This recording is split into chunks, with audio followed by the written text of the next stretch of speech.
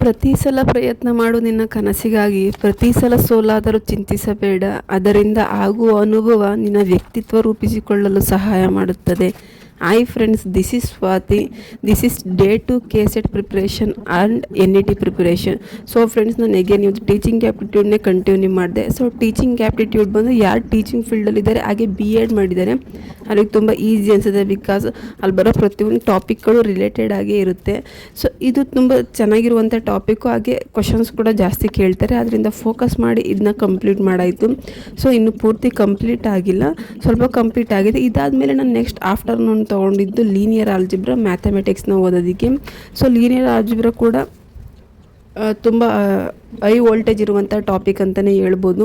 So ಹಲವಾರು ಟಾಪಿಕ್ಗಳು ಬರುತ್ತೆ ಇದ್ರ ಒಳಗಡೆ. ಅದನ್ನೆಲ್ಲ ಪ್ರಿಪ್ರೇಷನ್ ಮಾಡಿಕೊಂಡು ಒಂದಷ್ಟು ಕೀ ಪಾಯಿಂಟ್ಸ್ನ ಮಾಡ್ಕೊಳ್ತಾ ಹೋದೆ. ಅದಾದಮೇಲೆ ನಾನೊಂದು ಆ್ಯಪಲ್ಲಿ ಲೈವ್ ಟೆಸ್ಟ್ನ ಅಟೆಂಡ್ ಮಾಡಿದೆ, ಬಟ್ ಅದು ರೆಕಾರ್ಡಿಂಗ್ ಆಗೋದಿಲ್ಲ. ಸೊ ಅದಕ್ಕೆ ಬ್ಲ್ಯಾಂಕ್ ಆಗೇ ಬರುತ್ತೆ. ಅದಾದಮೇಲೆ ಮತ್ತೆ ನಾನು ಲೀನಿಯರ್ ಆಲ್ಜಿಬ್ರಾ ಕೀ ಪಾಯಿಂಟ್ಸ್ ಮತ್ತು ಶಾರ್ಟ್ ಟ್ರಿಕ್ಸ್ನ ಯೂಸ್ ಮಾಡ್ಕೊಳ್ತಾ ಹೋದೆ. ಸೊ ಈ ಎಕ್ಸಾಮ್ಸ್ ಏನಿದೆ KCET ಮತ್ತು NETಗೆ ಶಾರ್ಟ್ ಟ್ರಿಕ್ಸ್ ಅನ್ನೋದು ತುಂಬಾ ಇಂಪಾರ್ಟೆಂಟು. ಡಿಟರ್ಮಿನೇಷನ್ ಟಾಪಿಕ್ನ ನೋಡಿಕೊಂಡು ಶಾರ್ಟ್ ಟ್ರಿಕ್ಸ್ನ ಯೂಸ್ ಮಾಡ್ಕೊಂಡು ಪ್ರಾಬ್ಲಮ್ಸ್ನ ಸಾಲ್ವ್ ಮಾಡ್ತಾ ಹೋದೆ. ಸೊ ಫ್ರೆಂಡ್ಸ್, ಇವತ್ತು ಸುಮಾರು ಇಲ್ಲ ಅಂದರೆ 6 to 7 hours ವರ್ಕ್ ಮಾಡಿದೆ. ತುಂಬ ಹ್ಯಾಪಿ ಅಂತ ಅನ್ನಿಸ್ತು.